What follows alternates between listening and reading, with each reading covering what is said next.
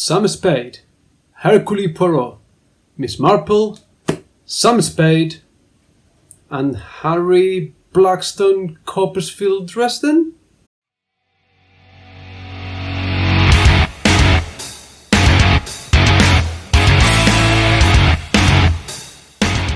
Hello, good morning, good afternoon, good evening, wherever you are in the world.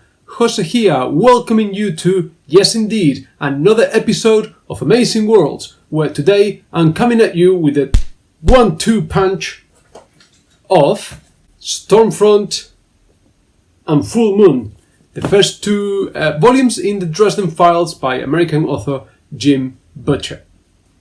So, what we've got here is a kind of fairly typical crime noir novel, a bit like, The Maltese Falcon by Dashiell Hammett, or things like sort of the hard-boiled Perry Mason novels by Earl Stanley Garner, sprinkle with a hint of magic. Yes, indeed. So we have Harry Dresden, who is our first ever paranormal investigator in present-day Chicago, and he is hired to solve cases which involve werewolves, demons, fairies, vampires, you name it, it's there in the books.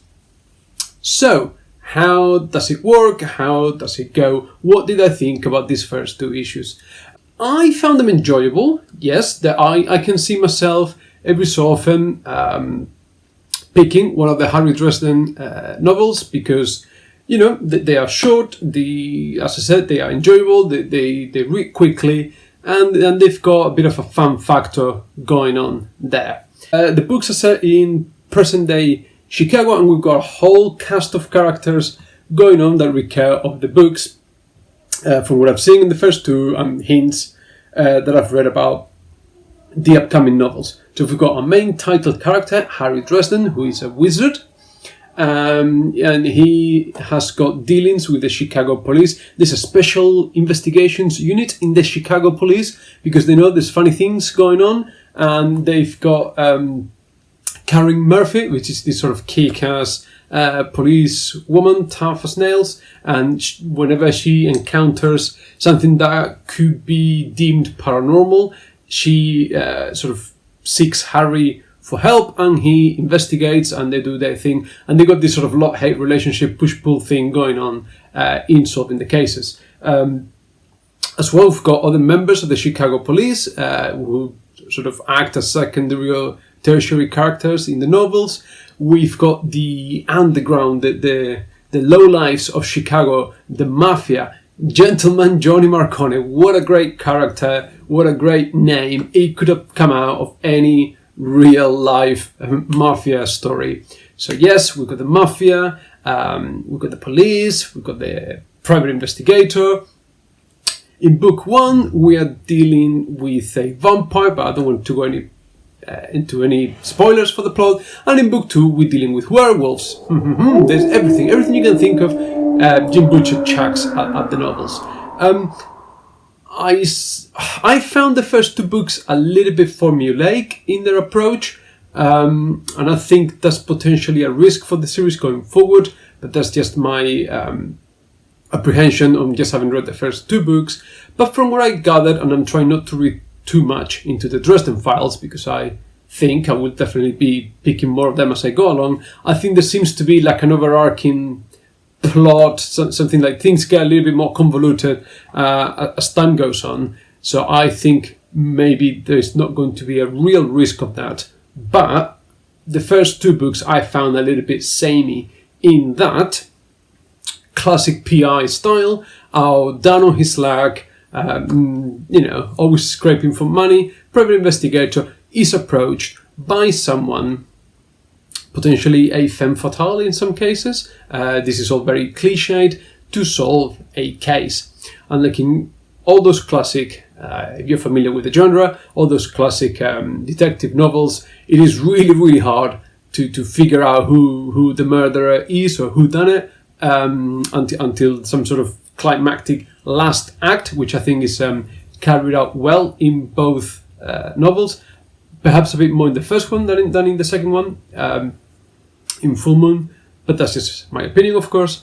Yes, and like I said, it's a little bit formulaic. So Harry gets tasked to find a missing person, or investigate a murder, whatever the case may be, and he contacts otherworldly spirits. So in book 1 he contacts a fairy, and in book 2 he contacts a demon, and they provide him with key information to solve the case. Now, why do fairies from the fairyland have an interest in the dealings of humans and what's going on and providing with information? Don't know, not really well explained. In book 2, why do demons take a keen interest in what's going on with humans in the real world and know who's done what and can provide information? Not sure, not clear. I found that it's a bit like a bit of a plot device. So, how am I going to move the action forward? I need Harry to find this out. I don't really know how to put it into a natural sort of investigation type setting. So he contacts a demon, he contacts a fairy. In exchange, he provides, I don't know, there's always, sell your soul to the devil type thing, and they provide him with the information he needs. And I would be really annoyed if that happened in book 3 again. Because, I think the first 2 novels follow the same structure type thing, and I wouldn't want that to be, that would detract from the experience for me if that was to be an ongoing cliche in the books. The books, the tone of the books is it's got its moments of comedy. I think there's great elements of comedy relief there, so it's not full on, dark sort of crime novel, which is fine. It works. I mean, it is engaging. There are some sort of light hearted moments there, particularly. And I think there are some heavy Curse of Monkey Island influences there. Maybe for those younger readers out there, the Monkey Island series was a series of graphic adventures from the late 80s, early 90s. And I'm pretty certain there's an influence there. I mean, for those of you that have played those fantastic games, best games ever, there's a talking skull, like a possessed talking skull, which Harry keeps one in his cellar at home. There's a talking skull that provides him with information. In both books, Harry goes around creating potions, and those potions have got some ridiculous, crazy ingredients, which remind me a lot of a couple of moments in those games in Monkey Island when you have to create a potion and you haven't got the right ingredients and you substitute them for like crazy sort of similar ingredients, that type thing. So I think those influences are there. Maybe it's coincidence, maybe I'm talking out of my rear end, but that's what I felt, that's what they reminded me of when I read the books. The magic system as such, there isn't really a magic system. I mean, Harry casts spells, any spell. He's got charms, so he's got bracelet of protection, and his duster has got some protection as well, and he's got a rod that kind of blasts people out, and all sorts of stuff there. And then you've got your more sort of ritualistic, long-winded rituals, I suppose, if I repeat myself there.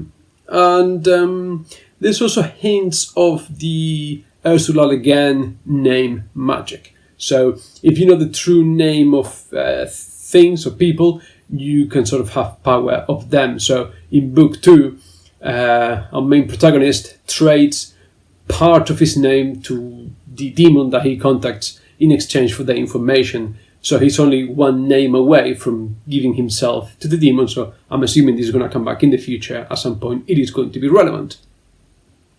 I try not to read too much. I try to give my opinion and not care too much what the people say. But when I was checking through Amazon to buy the books, some people seem to think that the first book is a bit rougher. It's a bit more sort of not as polished as the second one.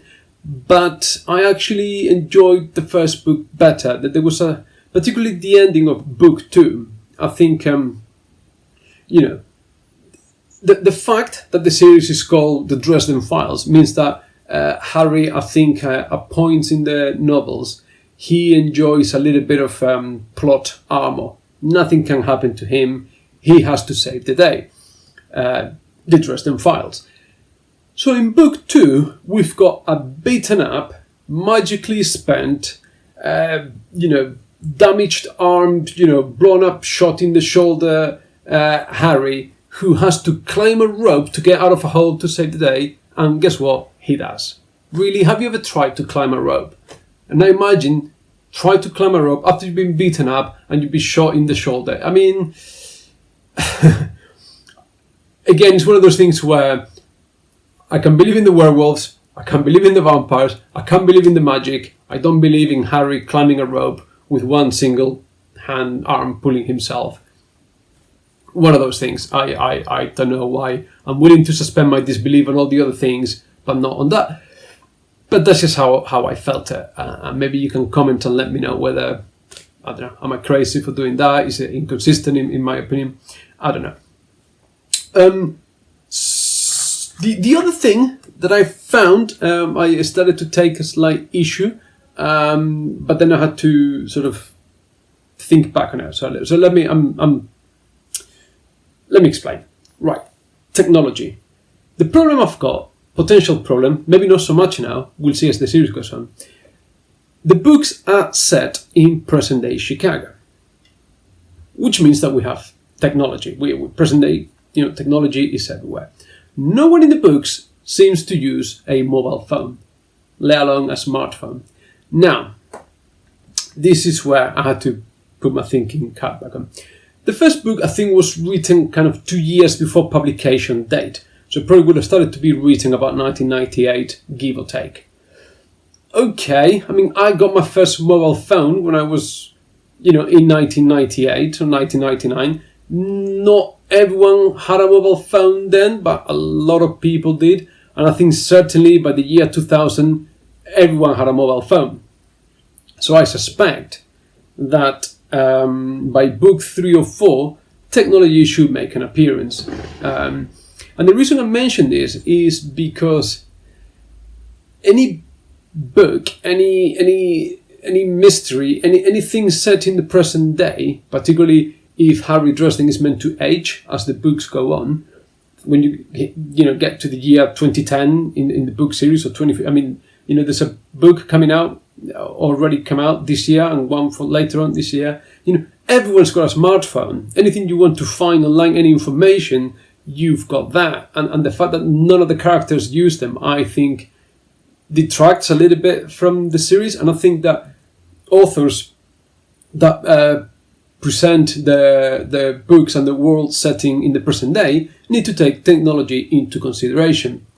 No, but not only in books. I think I've seen that in TV shows, movies. You have to address the technology issue. I think we've been prepped a little bit because of Harry's magic influence and magic use. All technology seems to break down around him. His car breaks down, computers break down. So I think this is a way by Jim Butcher of dealing with the absence of technology in the Dresden Files universe for now. As I said, the first 2 books were written almost 20 years ago. Okay, I'm willing to give it a pass. I am curious to see how he deals with that going forward, because technology in the present day is such an everyday thing. We are almost symbiotic with our mobile phones that I want to see how that gets incorporated. But it's only a minor caveat. I don't think the books are as amazing or as great as I think some people think them to be. But equally, there is nothing wrong with that. There's nothing wrong with them. I think they are enjoyable.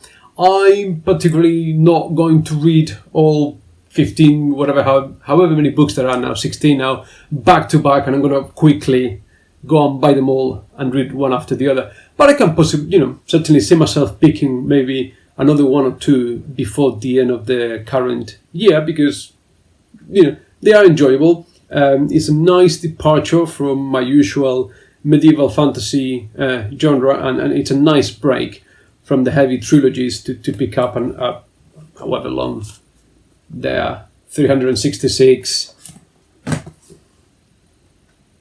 340 page novels. So would I recommend them? Yeah, give them a go. Nothing to lose. You'll have a good time. You'll read something different if you're not into that sort of thing, and that's also made me think about what I want to do my next video on about.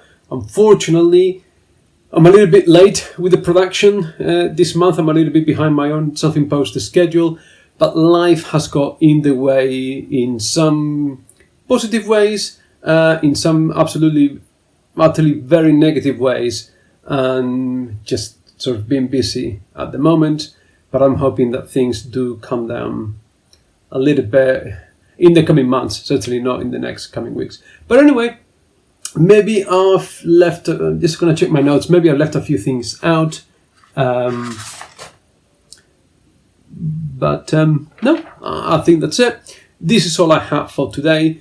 Thank you very much for watching. Please like, subscribe, comment, spread the word, spread the message, share the love. Thank you very much to my 2 new subscribers. Please, always happy to hear what people have got to say. I had someone a couple of weeks ago left a massive, message on one of my previous videos, totally disagreeing with one of my reviews, and he said, "Oh, I hope the uploader doesn't delete the message." I would never do that. I'm here to exchange. This is opinions. This is what I think. If you like or dislike, just comment and let me know. So long as we can have a civil discourse there. So if you want to check out someone heavily disagreeing with me, check out my Vagrant trilogy video. And more than happy to have the conversation. Once again, thank you very much. Enjoy yourselves. Please take lots of care, and I'll see you next time. Bye.